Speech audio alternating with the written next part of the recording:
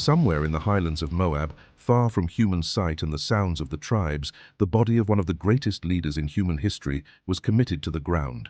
No memorial was erected, no stone marked the spot, no crowd attended the burial. This alone raises a question that few dare to face. How could someone so great, who spoke face to face with God, disappear into silence? The answer is as profound as it is disconcerting, because God did not leave Moses forgotten. He hid him, and by hiding the prophet's body, he revealed something even greater. The mission he carried was not buried with him, it simply changed form. The transition that begins at that moment is one of the most dramatic and least explored in biblical history. What comes after the farewell of a giant? What happens when the reference disappears and the people have to move on without him? The scene unfolding is one of invisible tension. A 40-year cycle is coming to an end. Thousands of lives have been consumed in the desert. Millions of steps have circled in the void without ever reaching their destination. The promised land, always in sight but never within reach, is now approaching. But the leader who defied Pharaoh, who raised his staff over the sea, who climbed Sinai to bring the law, will no longer be there to cross with the people. God's silence about Moses' burial is only apparent. There is a reason there is no public mourning, no formal transition of command. Because what is about to happen is not political, it is spiritual. It is not about maintaining the structure, but about preserving the movement. What God is about to do requires more than a change of leaders. It demands continuity in the mission, without interruption. And for this, he has already prepared the successor, even if few have noticed. For decades, a man walked in Moses' shadow. When the crowds complained about manna, he stood before the tent. When spineless spies turned back in fear, he kept the faith. When the people set up idols, he waited for divine instruction. His name was Joshua, and though he had never sat on the throne of power, he had been trained in the presence of God. His platform was not a pulpit, it was the sacred ground where God spoke to Moses, and it was there, away from the spotlight, that he was molded. It is necessary to understand the moment clearly. The people were on the banks of the Jordan, facing the last natural barrier before the promise. But their hearts still carried marks of the past. There were memories of defeats, punishments, and promises postponed. How can we move forward when our eyes still look back? How can we trust in the new when the old has disappeared without a trace? God knew exactly where the people were, not only geographically, but spiritually. And it is at this point that the narrative changes tone. Moses' death does not generate mourning, it generates movement. The pause in history is not a full stop, it is a comma between two dimensions of the same plane. And if until now the people had walked under the leadership of the prophet of the law, now it was time to move forward with the one who would live the fulfillment of the promise. This is not just a change of names, it is a paradigm shift. Up until now, direction has come with extraordinary signs, with voices from heaven, with visible miracles. But the next stage would require something different. It would require faith that walks even when it cannot be seen. It would require courage that does not depend on visions, but on conviction. And this transition marks the beginning of a new spiritual pattern. There was no farewell speech, no formal ritual, just the assurance that what began with Moses would not end with him. Because God's faithfulness is not limited to the time of one man. It extends across generations. And when a servant finishes his course, heaven is ready to guide the next step. Joshua was not chosen in haste. He was set apart in advance, shaped by silence and approved by perseverance. The backdrop to this story carries more than a lesson in succession. It confronts us with the reality of the divine calling. A calling that does not depend on human stability, that does not wait for us to feel ready, that is not shaken by losses. Moses' death is real, but the mission lives on. And now, the people need to learn to cross over without depending on the same voice. They need to listen for themselves, walk for themselves, believe for themselves. At that moment, heaven no longer manifests itself through the staff, but through the word. Guidance will no longer come with signs in the sky, but with a living covenant in the heart. The path before them will no longer be a crossing of the desert, but a conquest of territory. The faith that once sustained them will now be called upon to conquer. And it is precisely at this point that the narrative deepens. Because it is not about starting over, it is about continuing with maturity. And in this continuity, decisive elements emerge that will define the future not only of the nation, but of the covenant between God and man. Moses' absence did not leave an administrative void, it left a silence filled with expectation. For 4 decades, he had been more than a leader. He was the voice that mediated between the people and the eternal. The man who came down from the mountain with his face shining, the same one who interceded when divine wrath threatened to consume the nation. His departure could not be just a narrative detail. It demanded a response, direction, and continuity. This continuity began even before the prophet's death.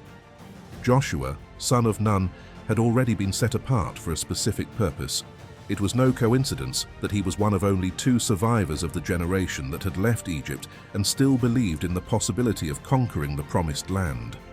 This harks back to the episode recorded some 38 years earlier when 12 spies were sent to observe Canaan. While 10 returned with words of fear, Joshua and Caleb remained firm in their confidence that the territory could be taken. The people's reaction on that occasion resulted in an entire generation being condemned to wander in the desert until all the unbelievers had died. Over time, Joshua began to occupy a place closer to Moses. He accompanied the leader at strategic moments. He was present when Moses went up to Sinai to receive the commandments. He was the one who remained at the tent of meeting, even when most people returned to the camp. This was not a coincidence, it was formation. God does not improvise leadership. He develops it in silence, in the shadow of more visible events. At the end of the book of Deuteronomy, before Moses' final farewell, there is a clear and public action. Moses lays his hands on Joshua. This gesture was not symbolic. It represented the transfer of authority and the bestowal of the spirit of wisdom, as described in chapter 34. This transmission indicates that the new leader would depend not only on human experience, but on spiritual empowerment. Succession would not occur by tribal vote or agreement among elders. It came from on high. After the death of Moses, recorded in Deuteronomy chapter 34, the narrative moves on to the book of Joshua. It is at this point that the action intensifies. God does not allow mourning to paralyze the people. He speaks directly to Joshua, instructing him to arise and cross the Jordan River. The time for contemplation was over. Now was the time for movement. The mission that had begun in Egypt could not be interrupted, and leadership could not be left in suspense, waiting for public acceptance. Continuity had to be immediate. Joshua was faced with a monumental responsibility. He was the one who would lead the definitive entry into the Promised Land. A large people, without a formal military structure, surrounded by hostile nations, now trusted in his leadership. He was not a general, nor a war strategist. He was a servant, but a servant shaped by faithfulness. God's choice reveals a pattern that is repeated in Scripture. Preparation in anonymity often precedes the public call. God does not present Joshua with a detailed plan outlining every step of the way to conquest. Instead, he offers something far more decisive: his presence. The same promise that sustained Moses is now extended to Joshua. "As I was with Moses, so I will be with you," are words that carry more than encouragement. They establish the principle that success will not lie in human strength, but in living covenant with the God who leads. It is at this point that Joshua's authority begins to take hold, but not only because he has taken office, but because God's guidance itself legitimizes it. The people's response to his initial leadership is surprisingly positive. They declare their loyalty and willingness to obey, asking only that God's presence accompany them. This is not due to charisma or speeches. The people had learned from the tragedies of the past. They knew the price of rebellion, the pain of division, the weight of the delay caused by unbelief. Now, with a new opportunity before them, they were willing to follow through with determination. The transition between Moses and Joshua is not just a change of roles, it is the revelation of a new stage in the divine plan. Up until now, the people have walked under the tutelage of the liberator. Now they must move forward with the mentality of conquerors. The journey through the desert taught them dependence. Entering Canaan would require courage. Moses had prepared the way. Joshua was to complete it. Nothing that had happened so far indicated that it would be simple. But the clarity of the call was non-negotiable. The direction from heaven left no doubt. It was time to break camp and cross over, and Joshua, now at the head of the people, carried not only a mission, but a living testimony that God does not abandon his people when a leader leaves. He continues to work with power through those who remain faithful. The crossing of the Jordan was not a simple geographical shift. It was a literal and spiritual watershed. It was a moment when Joshua's authority needed more than verbal recognition. Something undeniable had to happen before the people. Something that would seal, beyond any doubt, that God was still leading the journey.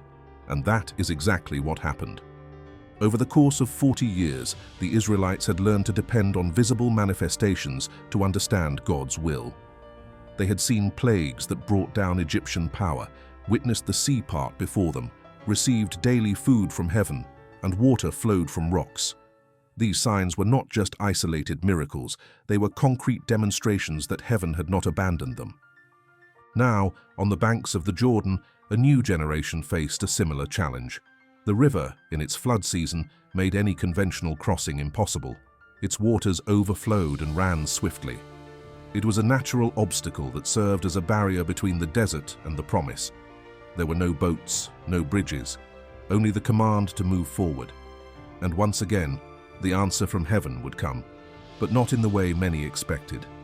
Unlike the episode at the Red Sea, where Moses stretched out his staff and the waters parted before the people could advance, now the miracle depended on another type of movement.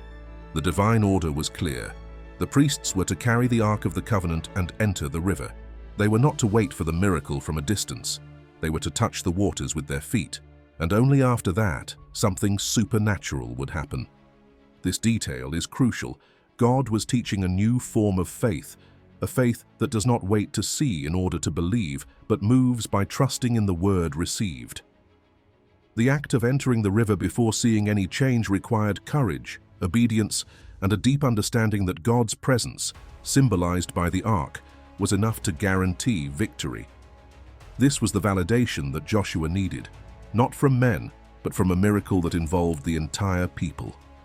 When the priests set foot on the riverbank, the waters rose up into a wall some distance away. This was a phenomenon that could not be explained by natural logic. The bed of the Jordan became dry, allowing the entire nation to cross safely. The similarity to the past was intentional, but the difference was also striking. Now the people had to take the first step before they saw the path open. This marked the beginning of a new phase in the relationship between God and his people. Joshua, who until then had been the successor in training, definitively became the recognized leader, not by acclamation, but by the direct action of God before the crowd. It was impossible to deny that something extraordinary had happened, and that the man leading them was under an authentic anointing approved by heaven. The miracle of the Jordan was not just about geography, it was about spiritual authority. The scriptures record that on that very day, God magnified Joshua before the entire nation. The reverence that had previously been given to Moses was now extended to the new leader. But this reverence was not built on charisma or tradition. It was born of visible and unquestionable divine confirmation.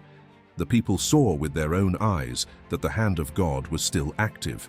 The crossing included an additional gesture that also carries depth. 12 stones were taken from the dry bed of the Jordan and piled up in the camp at Gilgal.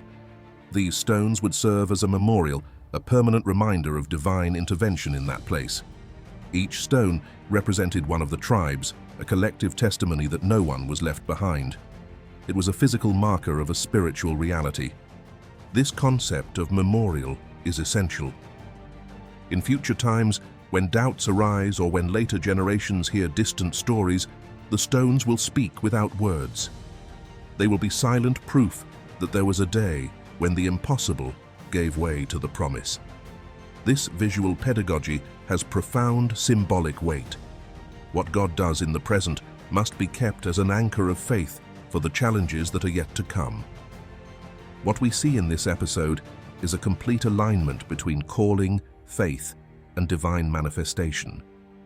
Joshua did not need to prove his leadership with speeches. He simply obeyed. And it was this obedience that paved the way for God to act.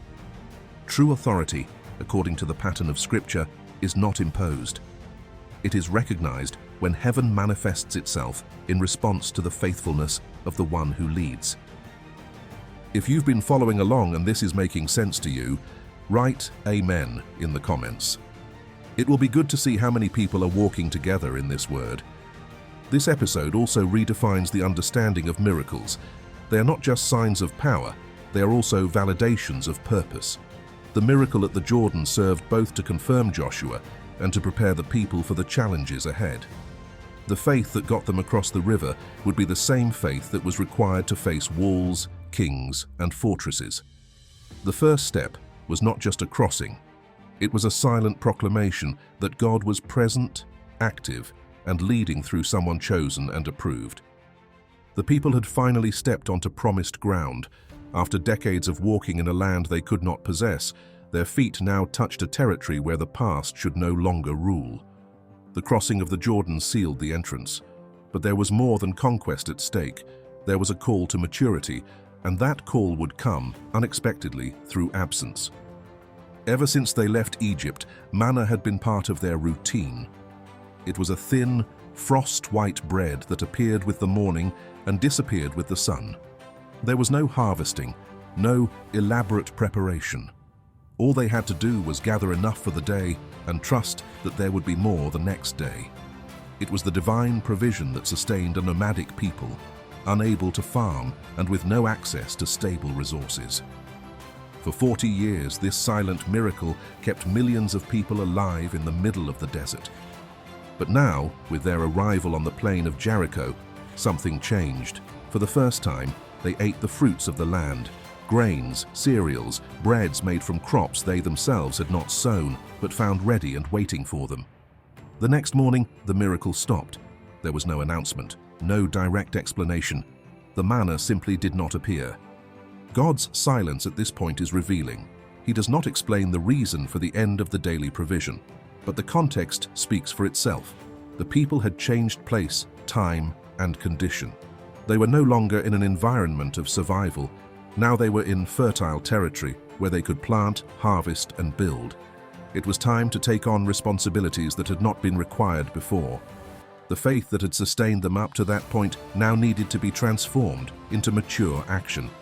This point marks a spiritual watershed. Passive dependence needed to be replaced by active trust. Before, they had lived with their hands stretched out to heaven.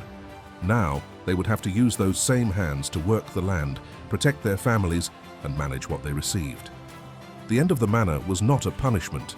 It was an invitation to maturity. The phase of spiritual infancy was coming to an end. Many expect the miracle to continue, even when the times demand a different approach. But there are times when God removes the visible sign, not because he has stopped caring, but because he wants to see growth. The absence of manna was proof that they were ready for a new kind of faith, a faith that cultivates, waits, sows, and reaps, a faith that does not need daily confirmations to remain firm. This new stage brought with it a sense of collective responsibility. It was no longer enough to simply follow the cloud or obey the commands given by Moses. Now, each tribe, each family, each individual would have to act with discernment.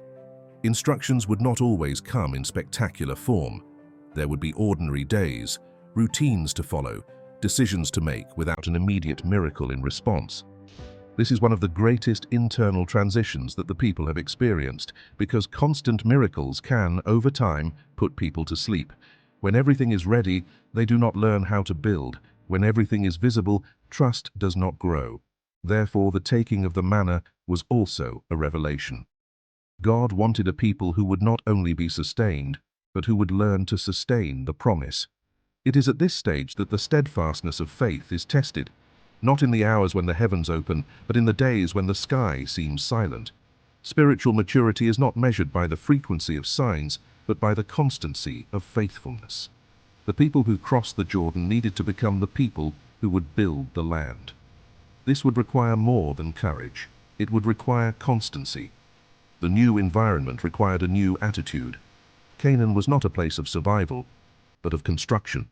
It was a land where the flow of milk and honey did not fall from the sky, but was extracted through effort, stewardship, and wisdom. Abundance was available, but not automatic. It was necessary to work, protect, and multiply. God was still the source, but the people were now the channel. It is important to understand that the withdrawal of the manna did not mean an absence of care. God was still present, guiding, strengthening, and protecting. But the form of care changed. The previous model, where everything was given, gave way to a new structure, where the relationship with God also involves human co-responsibility. Faith ceases to be merely an expectation of provision and becomes the confidence to plant, even without visible guarantees. This change also requires a new look at the past. Manna was essential in its time. It represented God's goodness and faithfulness at a time when nothing else existed. But to insist on depending on it now would be to reject maturity.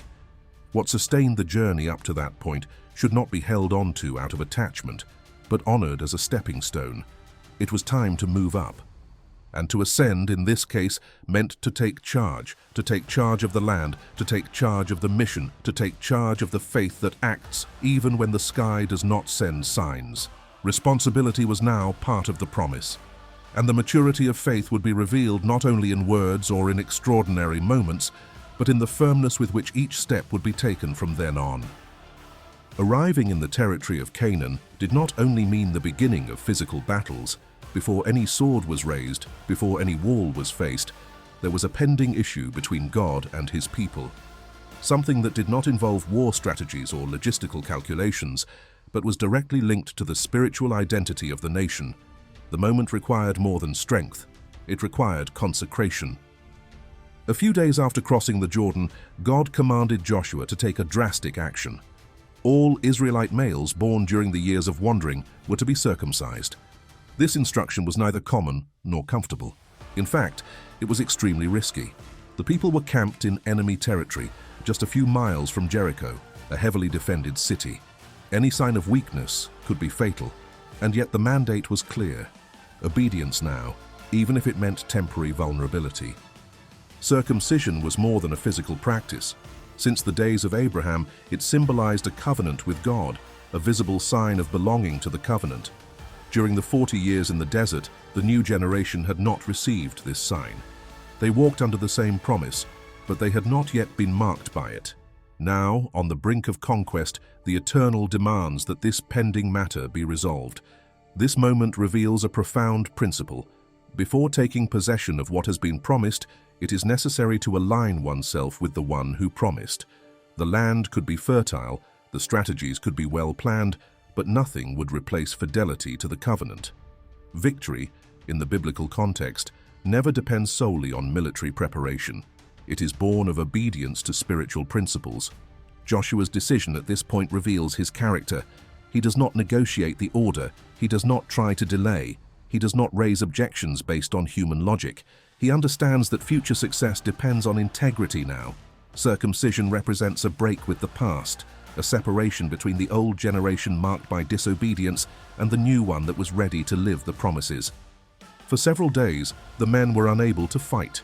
It was as if God was saying that, even when faced with imminent conflict, the priority was still the heart. No sword would be effective without an alliance. No strategy could replace holiness.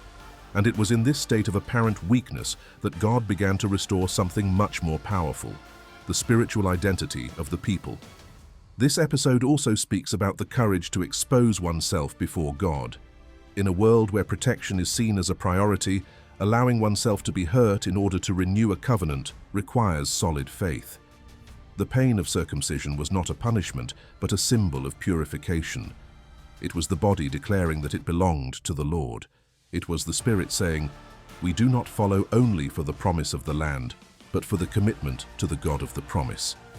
The language of the biblical text states that on that day, God removed the shame of Egypt from among them. Slavery had ended decades ago, but the traces of oppression were still present. They left Egypt quickly, but Egypt was slow to leave them. With this act, the old condition was definitively left behind. It was not just an external change, it was an internal redefinition. This renewal of the covenant teaches us that, before conquest, God takes care of the essence. He does not allow us to advance in his name without a renewed commitment. He does not grant external victories when there is internal negligence. Therefore, even with the enemy in sight, he orders a pause. Spiritual preparation comes before advancement. The place where this happened was given a new name, Gilgal. The name, which carries the meaning of removal, came to symbolize that decisive point where the past was undone and the new began. Gilgal is not just a geographical place, it is an existential landmark. Anyone who wants to walk with God needs such a place where shame is removed, where identity is restored, and where covenant is reaffirmed. It is important to emphasize that the initiative for this renewal did not come from the people. It was God who brought the matter to light. This reveals the Lord's ongoing care in keeping the relationship in perfect order. He does not ignore the details. He does not forget the commitments that he himself established. And even though the people were about to face gigantic challenges, what mattered most at that moment was the certainty that they belonged to him, in spirit, in soul, and even in body. This principle remains relevant today. Before any significant progress is made, God invites us to review our condition before him. It is often easier to prepare for battles than to face the call to consecration. But without this break, without this separation from the old, victory may come, but it will not be sustained, because true conquest begins with a covenant. The pause before Gilgal was over. The people stood again, scarred, more aware than ever of who they were and who had brought them to this point. They had not arrived here by chance, nor by merit accumulated over the years. They had been brought there by a steady, patient hand that insisted on keeping a plan alive, even when the people repeatedly deviated from it. Now marked not only in body, but in spiritual understanding, they were ready for what was to come, not because they felt sufficient, but because they had understood what it meant to depend. The battles were ahead, yes, but they were no longer the main issue. Something much deeper had been resolved. The relationship between the people and God had been reaffirmed. It was not just a matter of taking possession of a territory. What was at stake was living according to the promise with a sense of purpose and a firm identity. The covenant, now renewed, placed Israel in a position not only to enter, but to remain. And this is one of the most difficult milestones to achieve, not only to arrive, but to remain fully in what was promised. Joshua, in this scenario, is not just an administrative figure who takes over after Moses' death. He represents the transition between a generation that saw the miracles but doubted, and another that learned to believe even when the signs were no longer daily. His leadership is born of fidelity, not ambition. He was molded alongside Moses, but he did not follow in his footsteps out of mere human loyalty. He absorbed the heart of the mission, and that is what makes him fit to lead. Throughout the narrative, we see a subtle and powerful pattern. God does not rush forward, but neither does he retreat in fear. He forms, he tests, he reveals, and only then does he send. Each step was orchestrated with a purpose that went beyond the survival of the people. God was not just leading a multitude down a safer path, he was teaching them how to walk the straight path, how to trust when there are no visible guarantees, how to mature when resources change, and how to sanctify themselves even when the enemy is near. Israel's faith, which had been sustained by visible interventions, now had to take on a new form. The absence of manna was more than the end of a miracle. It was the beginning of collective spiritual responsibility. Circumcision was not just a religious rite. It was a reaffirmation of identity. The crossing of the Jordan did not merely serve to move the crowd. It divided time, separating what was from what would become. These details, often treated as fleeting passages, are in fact pillars of the inner transformation that God was producing. The Promised Land was not just geography, it was a test of obedience, a scenario where maturity should be consolidated. The challenges ahead would not be overcome with memories of past miracles, but with convictions acquired in the present. And this makes this entire journey deeply relevant, because faith that merely survives, stagnant, waiting for daily interventions, does not sustain a people in the process of construction. It was time to build, and this would require more than memories. It would require conviction. None of this happened abruptly. The process was meticulous.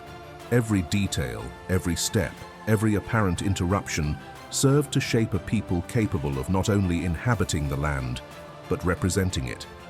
The promise, to be honored, needed to be lived responsibly. The covenant, to be kept, required renunciation. And the purpose, to be fulfilled, required a willingness to do the invisible. This defines what had really changed.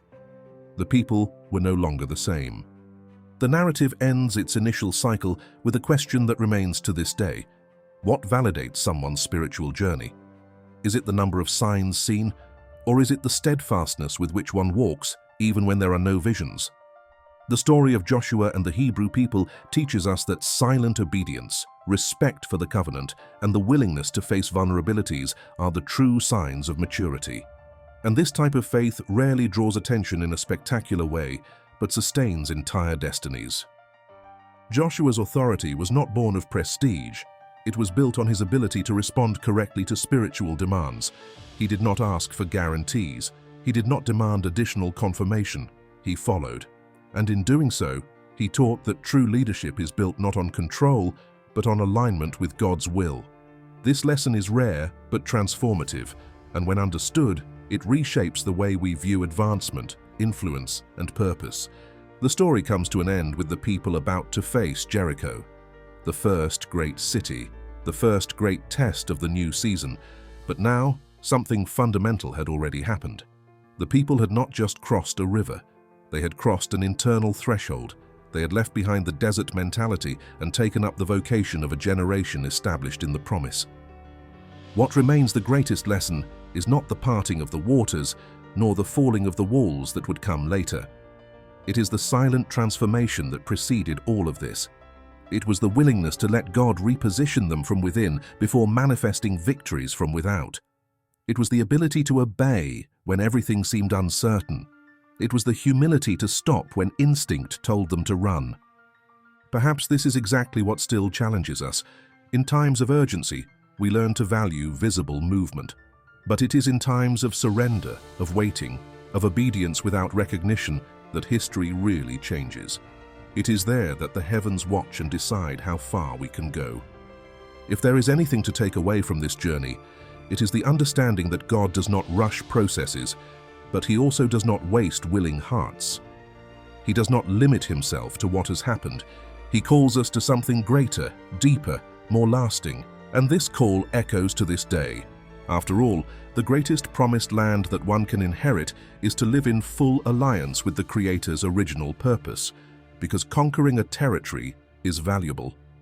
But being shaped by Him along the way is what makes us truly prepared to inhabit it, and that is something that no external conquest can replace. If you enjoyed the content and want to support our work so that we can continue to bring you more in-depth research and analysis, please consider making a donation of any amount. This contribution directly helps in the growth of the channel and in the production of even richer materials. Thank you very much for your support.